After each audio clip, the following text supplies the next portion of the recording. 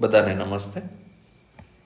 હાલની સ્થિતિ એ છે કે દવા લેવા છતાં વ્યાધિ પૂરી મટતી નથી, અથવા તો એક વ્યાધિ મટે ત્યાં અન્ય વ્યાધિ થઈ ગઈ હોય।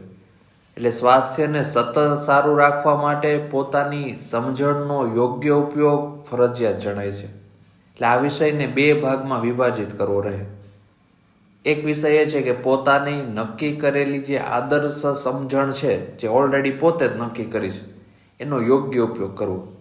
જેમ કે સવારે સૂર્યોદય પહેલા ઉઠવું જોઈએ, તો એ આદર્શ સમજ પોતે પોતાના ચેતાતંત્રમાં સંદેશા સ્વરૂપે સ્થાપિત કરી છે। પણ એ જ વ્યક્તિ સવારે 9 વાગે ઉઠે તો પોતાની સમજણનો વિરોધ થયો ગણાય। અથવા તો વ્યક્તિને વધુ પડતું પેટમાં દા અથવા તો એસિડથી પરેશાન છે, છતાં પોતે ખોરાકના અન્ય ઓપ્શન હોવા છતાં મરચા, અથાણા, તળેલો ખોરાકનો ઉપયોગ કરે તો પોતાની જ આંતરિક ચેતના પોતાનો વિરોધ કરે। એટલે પ્રસંગમાં જવું પડ્યું હોય ફરજિયાત, અને ત્યાં પાચનની પોતાની ફરિયાદ હોવા છતાં એ તળેલા ખોરાકનો, એસિડ વધારે એવા ખોરાકનો ઉપયોગ કરે તો પોતાની સમજનો ઉપયોગ ન થયો, એના કારણે એની દવા શરૂ હોવા છતાં એની તબિયતમાં સુધારો ન આવ્યો।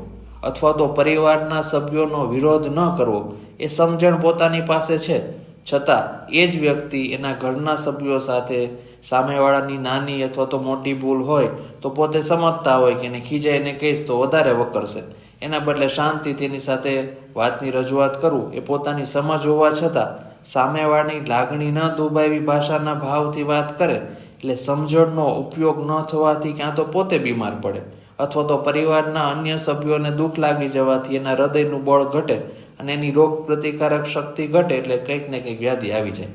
એટલે વાતનો સારાંશ એ છે કે પહેલાથી જ પોતાના ચેતાતંત્રમાં ચેતના સ્વરૂપે જે આદર્શ સિદ્ધાંત સ્થાપિત કર્યો છે, એ યોગ્ય ફોલો કરીએ તો જ આપણું સ્વાસ્થ્ય સારું રહે।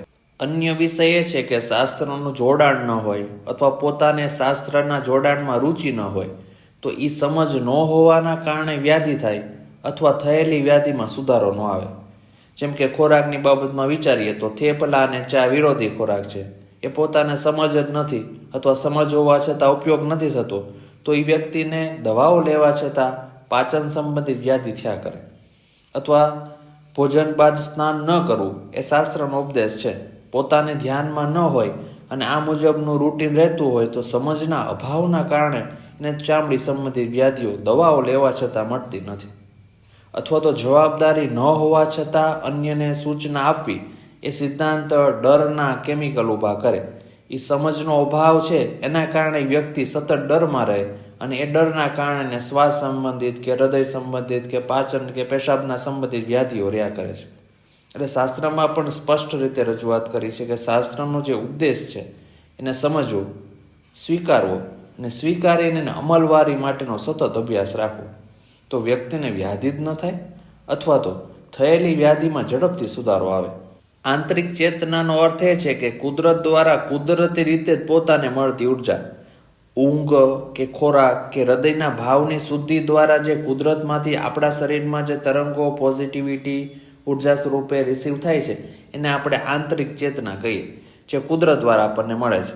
એટલે સમજનો ઉપયોગ ન થવાથી પોતાની જ આંતરિક ચેતનાનો વિરોધ થઈ જાય તો વ્યક્તિ ક્યાં તો પોતે પોતાની ઉપર ગુસ્સો કરે, અથવા તો અપરાધ ભાવમાં રહીને પોતે પોતાની ઉપર વ્યાધિ ઊભી કરે, અથવા તો પોતાના વર્તુળમાં પરિવારના કે કાર્યક્ષેત્રના વ્યક્તિ ઉપર ગુસ્સાની સ્થિતિમાં રહે।